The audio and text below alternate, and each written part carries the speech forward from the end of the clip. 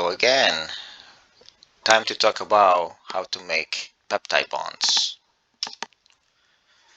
Alright, so when you have a mixture of amino acids, like in this case alanine, threonine, and phenylalanine, you might want to add these amino acids, bring them together, bind them together in that particular order, so that you end up making a peptide or an oligopeptide, technically speaking. This is a tripeptide because it incorporates three amino acids in a whole. And what I want you to notice right now is that um, what used to be the carboxylic acid of the first amino acid is now an amide.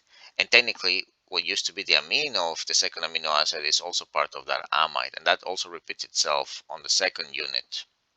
So these amide components that weren't there to begin with are what we call the peptide bonds.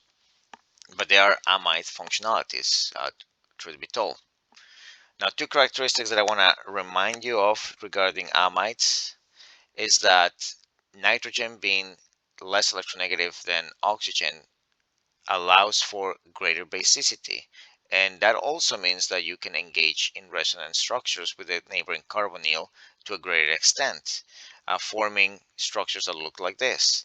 Now, the thing that may have been somewhat overlooked the first time that we talked about this aspect of amides is that because of that higher propensity of forming this resonance structure, what you're basically seeing is that your nitrogen, the two groups bound to nitrogen, that oxo group, and the carbon chain down here are all meant to be on the same plane because the hybridization of nitrogen and carbon are both sp2, so they have a trigonal planar geometry, and this is very much something we see with amino acids constantly. So it's important to think of that peptide bond or that amide bond as being part of a plane.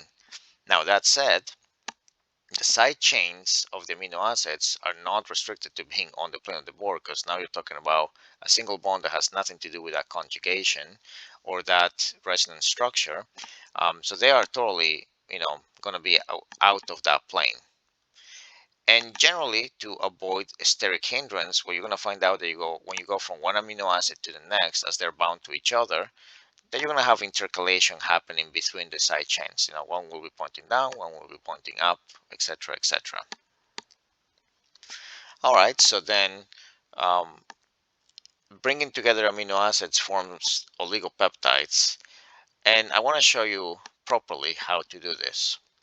So pretend that we want to find out, or rather make the proper drawing of how arginine, histidine, cysteine, and leucine will look like once you bind them together and make those peptide bonds.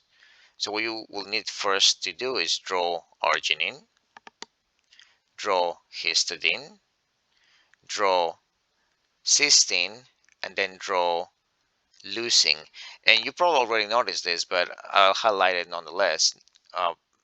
Notice that the first amino acid I drew, the alpha carbon was pointing down, and that meant that my side chain was also pointing down, and that in and of itself meant that the side chain had to be dashed.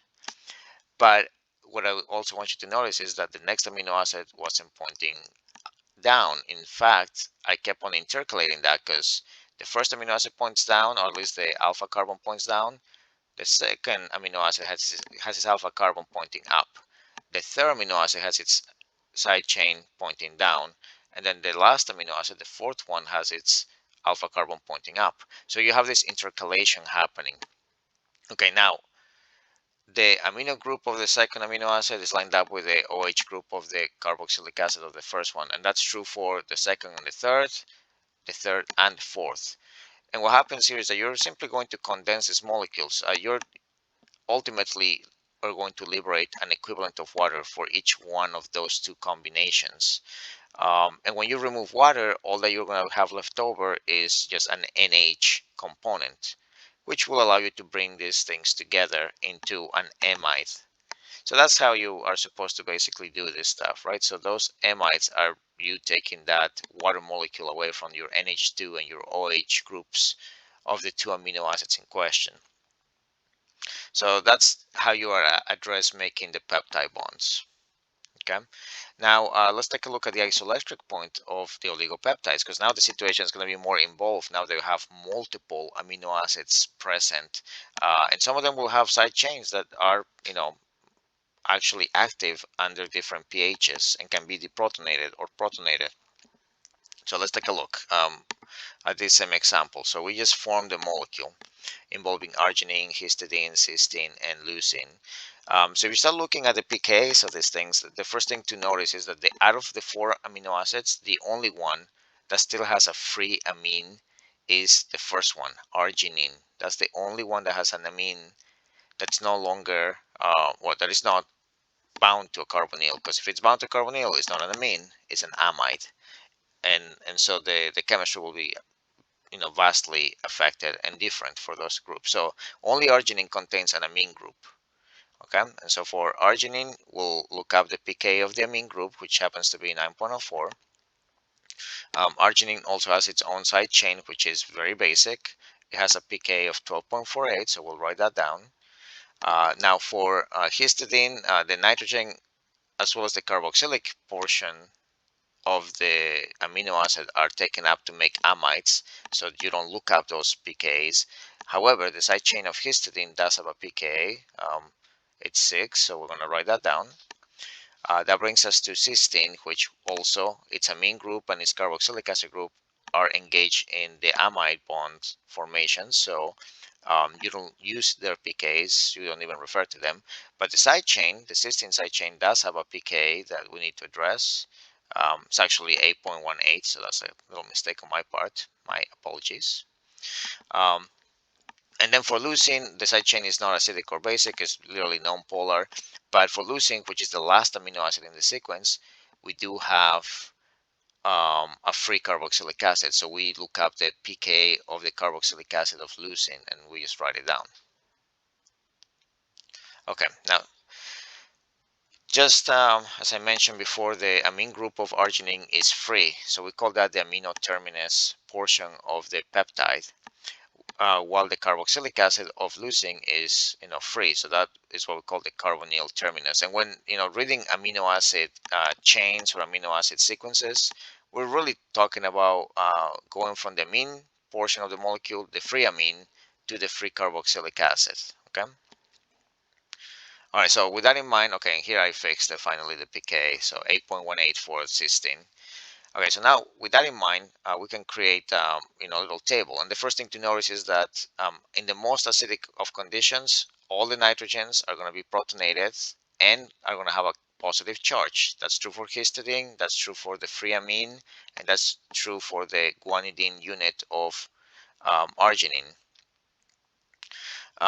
We'll have the carboxylic acid of leucine protonated as well as cysteine.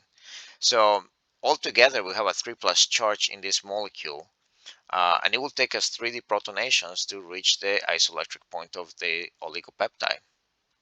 So when you look at the pKa's, you're always going to deprotonate the lowest pKa, which happens to be the pK of the carboxylic acid.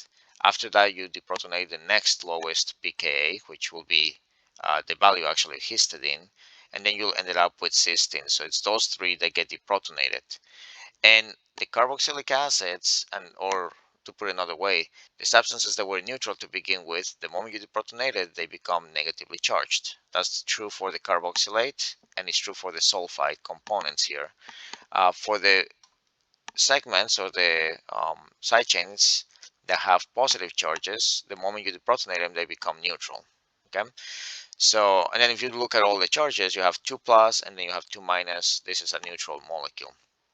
Still, the best way to approach it is to have this broken down into boundaries, right? You have a total of 1, 2, 3, 4, and 5 acidic protons. So you have to have 1, 2, 3, 4, and 5 boundaries if you want to include everything that you want to generate here.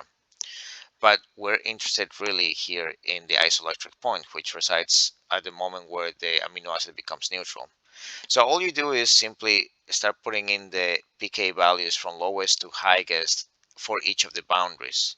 And the first boundary is going to be the one between 3 and 2. So that's the one where the first pK value appears, 2.36. The next one will be 6.0, which is the histidine pK value. The next one is 8.18, which is the value for cysteine. The one after that will be 9.04, and although I didn't include it here, the next one is 12.48, which will lead us to the 2 minus version of the amino acid. All right, but as far as finding the isoelectric point, all we have to do is simply average out the pK values of the boundaries surrounding the charge of 0. So that means that the pi is simply going to be 8.18 plus 9.04 divided by 2, just the average of the boundaries of the neutral charge. And so we're expecting that this oligopeptide will be neutral at a at a pH of 8.61. And this is how you approach the problem. So I would recommend you to use the little box diagram to determine, what that pI is going to be, especially in cases where you have multiple um, active groups that can be protonated and deprotonated. All right, so with that said, in the next video, we're going to start talking about, how do we go about figuring out what amino acids are actually present in a peptide sequence. And I'll show you a few of the reactions that we use to, get to that particular point. So I'll catch you in the next video to talk about peptide sequencing. Bye-bye.